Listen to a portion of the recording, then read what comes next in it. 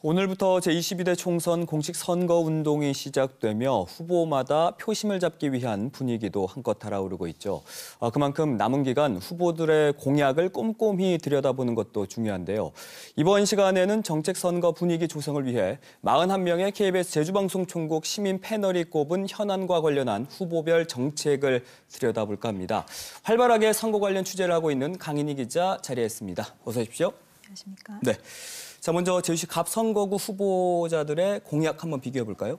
네, 우선 이 시민 패널 41명이 꼽은 최우선 의제는요. 제2공항과 경제 활성화, 행정체제 개편, 저출생과 청년 유출, 의료를 포함한 복지 분야인데요. 선거구별로 의제에 대한 해법이 차이가 있거나 또 특징이 눈에 띄는 의제별 해법을 비교해봤습니다. 우선 제주시 갑의 문대림 고강철 후보의 제2공항 해법입니다. 문대림 후보는 제2공항 해결을 위해 제2공항 부진의 용암동굴 분포 가능성 등 철저한 조사와 정보 공개를 통한 도민 의혹 해소, 국토부와 제주도 도의회와 찬반단체 오자 협의체를 통한 갈등 예방 등을 꼽았습니다. 국민의힘 고강철 후보는 제2공항 조속 건설과 공항 운영 수익을 도민을 위해 활용하고 에어시티 지구와 항공 물류지구 등 공항 복합도시 조성을 약속했습니다. 이 두 후보는 제2공항에 대한 해법에서부터 차이를 보이고 있죠. 이 취재진이 인터뷰를 하는 과정에서 추가로 앞서 소개한 공약들의 구체적인 의미를 더 물어봤는데요. 네. 문대림 후보는 제2공항 해소의 주체가 국토부인 만큼 추진 절차만 고집할 게 아니라 진정성 있는 도민 갈등 해소가 중요하다고 밝혔고요. 고강철 후보는 도민 갈등을 염려하지 않는 것은 아니지만 오히려 제2공항 사업 추진이 늦어지며 갈등이 커지고 있다면서 찬반 상생 방안을 고민하며 서둘러 2공항을 추진해야 한다고 설명했습니다. 네, 문대림 고강철 두 후보의 2공항에 대한 공약, 여기에 이제 KBS 시민 패널의 평가도 날카로웠다면서요? 네, 맞습니다. 미리 취재진이 이 후보들의 답변을 시민 패널들에게 전달해서 분석을 부탁했는데요. 직접 들어보시죠. 네. 국토부의 의지를 강조하고 있는데요. 오자 협의체나 공론조사를 이뤄내기 위해서 본인은 어떠한 역할과 입법 활동을 할지를 좀 구체적으로 제시해 주셨으면 좋겠습니다.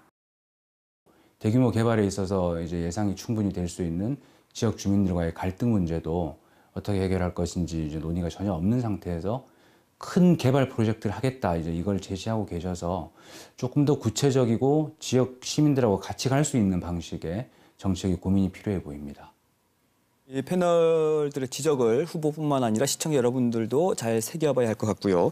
이번에는 제주시 을 선거구 후보들의 그 공약에 대한 해법 한번 살펴볼까요? 네, 인구가 늘어나는 신규 택지와 침체하는 원도심이 혼재해 있는 제주시 을 선거구는 경제 활성화가 중요한데요. 이를 위해서 저출생과 청년 유출에 대한 후보들의 해법을 비교해봤습니다. 김한규 후보는 제주 청년 케어센터 설립과 질 좋은 교육을 위한 투자 확대, 손주 돌봄 지원 사업을 약속했고요. 김승욱 후보는 양육 관련 지원 확대, 일가정 양립을 위한 법률 개정과 서비스 지원, 제주형 산업 플랫폼 재구성을 내놨습니다.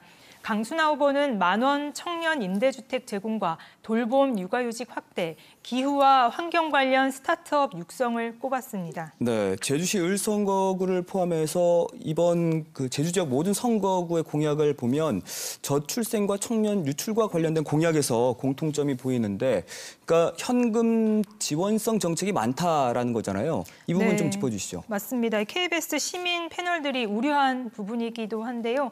단순한 현금성 지원 정책은 당장은 솔깃해 보이지만 저출생과 청년 유출의 근본 해결책이 되지 못한다는 점을 이유로 꼽았습니다. 시민 패널들의 목소리를 들어보실까요? 네. 사실 이런 출산 문제 그리고 청년 유출 문제는 이 장기적인 차원에서 보다 양질의 일자리 그리고 주택 공급 이런 문제가 해결된다면 자연스럽게 사실은 해결될 수 있는 문제라고 생각하기 때문에 이 문제에서도 어떤 생각을 갖고 있는지 궁금하긴 합니다. 제주형 산업 플랫폼이 어떤 내용을 재구성을 할지 구체화됐으면 좋겠고, 정작 임금이 아니더라도 제주에서 전공을 살려서 할 수 있는 직업이 있다면 좋을 것 같고, 이런 부분을 고려해 주시면 좋을 것 같습니다.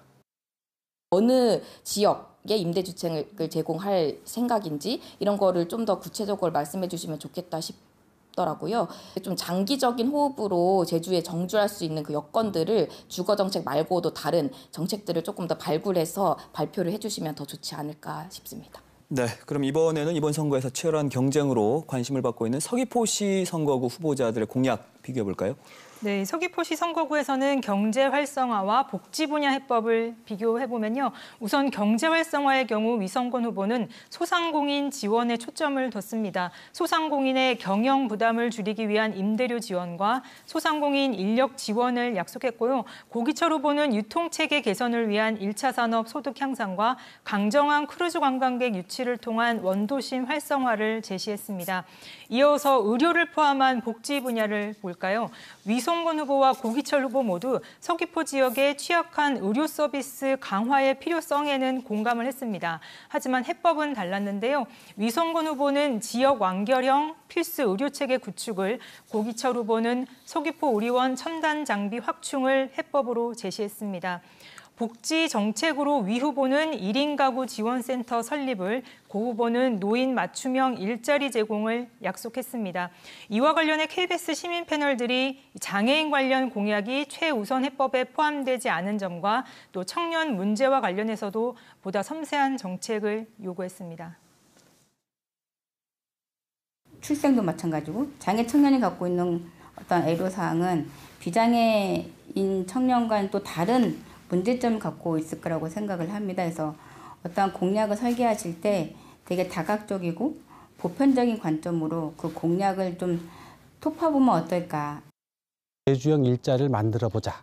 그런 것들이 뭐 환경, 생태, 문화 다양한 분야에 있는데 제주도를 빛내고 제주도에 기여하면서 어떤 삶의 만족도를 높일 수 있는 양질의 청년의 일자리를 만들어주는 좀 더 구체적이고 확실한 그런 서명성을 가진 정책들이 나왔으면.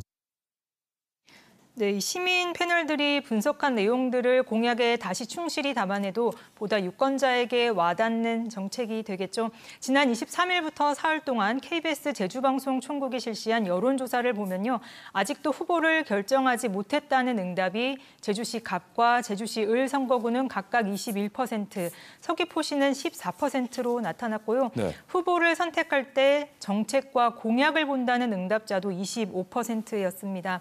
각 선거구를 대표해 국회에서 일할 일꾼을 뽑는 선거인 만큼 어떤 후보가 유권자의 피부에 와닿는 공약을 제시하고 있는지 판단이 중요해졌습니다. 네, 뭐 자주 강조하는 얘기지만 세심하면서도 실현 가능한 공약을 제시하는 것도 중요하겠습니다만 이걸 잘 걸러낼 수 있는 유권자의 안목도 중요한 것 같습니다. 네. 친절한 K 오늘 여기까지 하겠습니다. 고맙습니다.